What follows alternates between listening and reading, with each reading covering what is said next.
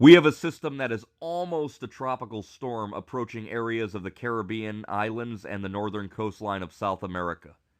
Good evening, I'm Mike Naso with the Tropical Update. You can see the satellite of the Atlantic looks very active, especially for late June.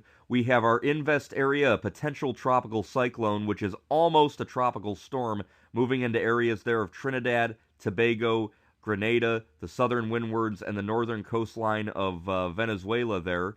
And we also have an Invest area here off the coastline of Texas and Louisiana, which is a possibility for some slow development. Right now, the Hurricane Center has it at a moderate risk. However, we're going to start with our system that is a potential tropical cyclone. This is potential tropical cyclone 2, almost a tropical storm, winds of 40 miles an hour.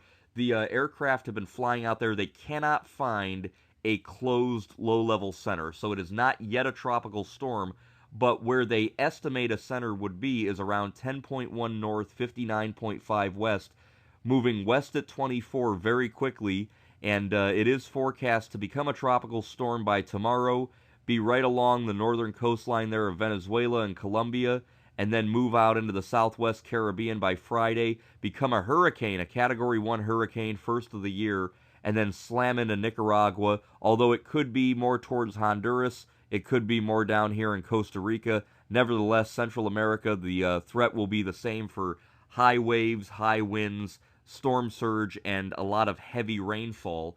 And it could maintain its status as a tropical depression into the eastern Pacific, south of El Salvador and Guatemala, by the time Saturday and Sunday come along. Now, I did want to note we do have watches and warnings out. We have a tropical storm warning for Trinidad and Tobago, Grenada and its dependencies, the islands here like Coche, Cubaga, and areas there, Isle de Margarita, the northern islands here of areas of Venezuela. And we also have a tropical storm watch for areas of Colombia and Venezuela, from the Colombia-Venezuela border westward to Santa Marta. And we also have tropical storm warnings now for the ABC Islands of Aruba, Bonaire, and Curacao there in areas of the Caribbean Sea. So this is very far south. We're not used to a lot of these places being struck. It happens, but it is rare. I remember in 2016, Hurricane Matthew was a Category 4 or 5 storm and was meandering here near these islands for several days. This is going to be much weaker than that, but still a tropical storm that we're going to have to deal with.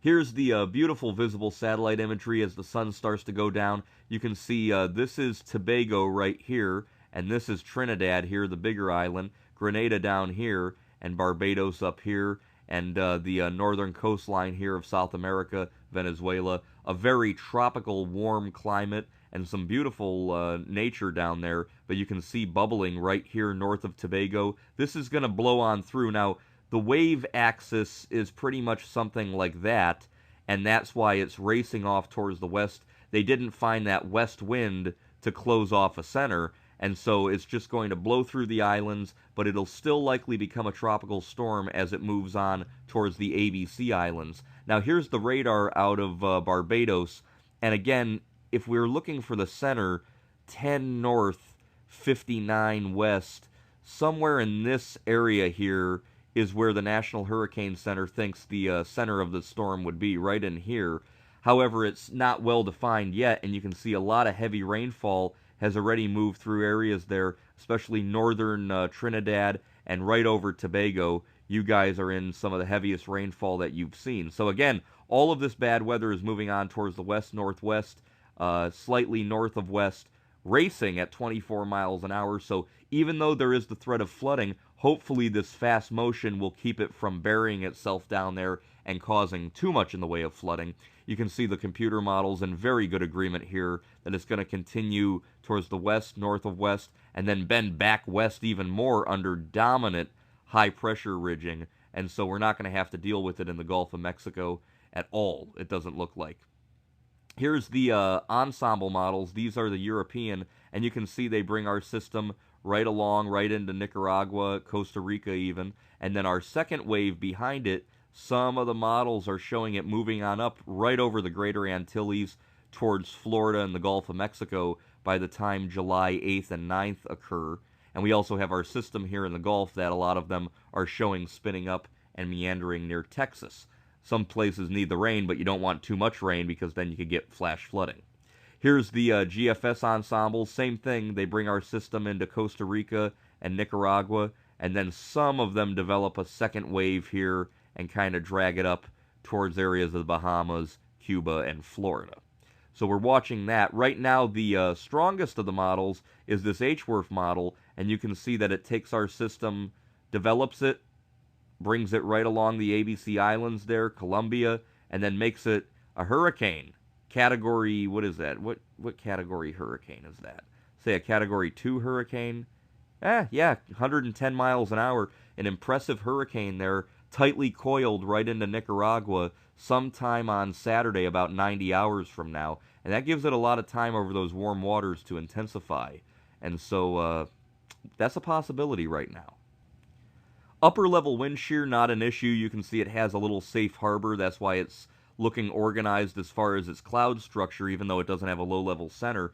And very low shear here in the central and western Caribbean for this time of year. So it's going to enter July and enter the Caribbean in a very favorable environment. Now, in contrast, our system over in the Gulf, you can see it sitting right on the edge of very high shear here in the purple that I drew, and much more favorable shear here in the yellow. And so it's actually getting sheared right now, and that's probably preventing it from organizing more quickly. You can see that better on the shear tendencies. The blues and greens are better for development. The yellows, reds, not so good. You can see very favorable down here for our system, and very favorable in most of the Gulf for anything that would move into that area. Now, the key messages for our system right now, number one, heavy rainfall, as I mentioned, for the Windward Islands, northeast Venezuela, and the ABC Islands all the way through Wednesday. Localized flash flooding. Even though it's moving quickly, you could still get that flooding. Number two, winds to tropical storm force expected over the southern windwards tonight, over Isle Margarita Wednesday morning, and over the ABC Islands Wednesday evening. Tropical storm conditions expected over the northeastern coast of Venezuela tonight and Wednesday. And again, even though it's a wave, it has winds to tropical storm force. So just because it doesn't have a name doesn't mean the impacts will be any different. Number three, there is a greater than normal uncertainty in the intensity once it reaches the southwest Caribbean Thursday and Friday.